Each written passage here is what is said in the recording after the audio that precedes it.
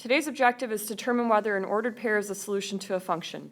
If you recall from last Thursday, Friday, you were given a table of values and you were asked to look at the pattern from the x value to the y value to generate a function rule. Today, I'm giving you the function rule and I'm asking you to determine whether given ordered pairs are solutions to that function. We've already tested solutions and equations from Unit 1, so this should be very familiar to you. The function I'd like to look at in the first and only example in our notes today is y equals 2x minus 1. I would encourage you, if you're still struggling with subtraction, to rewrite the equation straight away as y equals 2x plus negative 1. And from here, I'd like for you to plug in these different ordered pairs to determine whether or not they are solutions to the function. So the first ordered pair that we have is 10, 19. And so I'm going to replace or substitute in for the x, the 10, and for the y, substitute in the 19.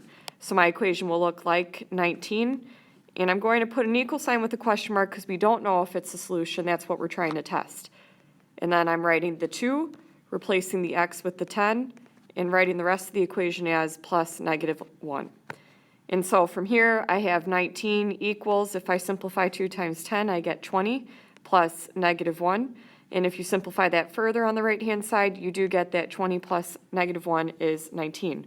Since both sides of the equation are equal to each other, I do get that this ordered pair is a solution to the given function. Let's try it again. So our x-coordinate for the second ordered pair is negative 4. The y-coordinate is negative 9.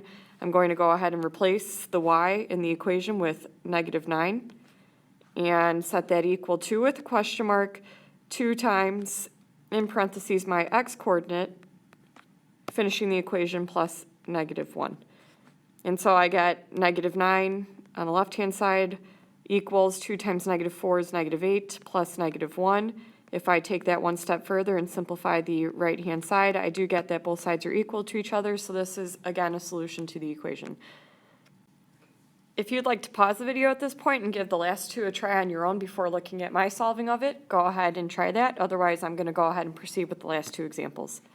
My next ordered pair, I have negative 7 for my x-coordinate, and my y-coordinate is negative 13. So I'd like to see, does negative 13 equal 2 times the given x-coordinate of negative 7 plus negative 1.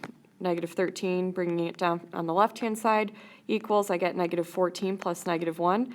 And if I simplify the right-hand side, I do get negative 15. Negative 15 does not equal negative 13, so this is our first example of a non-solution to our given function rule. So for our last ordered pair to test as a solution to this given function rule is 8, 15. 8 is my x-coordinate, 15 is my y. I'm going to replace the y in the function rule with 15 equals 2 times 8, and then finishing the function rule plus negative 1. And if I go ahead and simplify, I get 15 equals 2 times 8 is 16 plus negative 1. I do get the right-hand side equals the left-hand side, and so this is indeed another solution to our equation, our given function rule. Just a reminder to close out this video on these notes. Please remember that rewriting equations so that subtraction is seen as adding a negative may help you.